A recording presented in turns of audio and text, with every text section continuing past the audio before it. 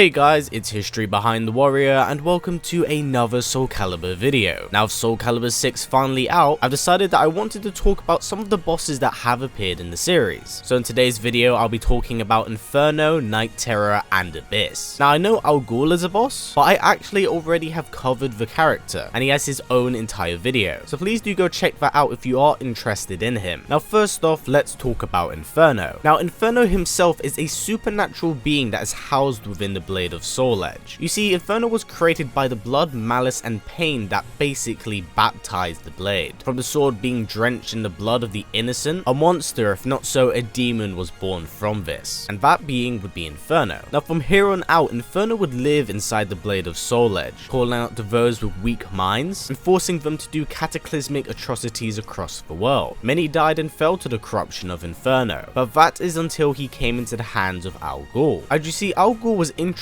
in the strength of the blade, and thus because of this obtained it for himself. Now what made Al Ghul different from the other wielders of Soul Edge is the fact that he couldn't be influenced by the sword's will, and thus Inferno couldn't vicariously live through him. However, during his time as Al Ghul's weapon, he did notice that Al Ghul's son was extremely jealous of his father, and thus he would corrupt him, turning the young man against his father, and this would ultimately lead to Al Ghul killing his own son, something of which the blade was most definitely pleased about. However, this plan did backfire. Realizing how powerful the blade's influence could be, Al Ghul would break off shards of the blade and begin constructing the sword's counterpart, Soul Calibur. Now although this ultimately led to Al Ghul's demise, Soul Calibur would be created as the sword that was destined to destroy Soul Edge. Soul Edge and Soul Calibur would clash time and time again throughout the decades. Now at some point, both swords would mysteriously disappear, and Soul Edge itself was outside the eyes of many. But you see, that wouldn't mark the end of the sword, as it was eventually found by a pirate known as Cervantes, and he would corrupt the pirate, turning him into an absolute monster that waged destruction across the 7 seas. But he was eventually defeated by Sophitia and Tucky, which resulted in Soul Edge being severely weakened as one of the 2 blades were shattered and Inferno's power significantly diminished. And this is where the blade fell into the hands of a very young Siegfried. Now when Siegfried picked up Soul Edge, Inferno's influence instantly took over him. Using the guilt he felt from accidentally killing his father, Soul Edge would prey on his weakness and transform him into Nightmare, the Azure Knight that would wage destruction across Europe for many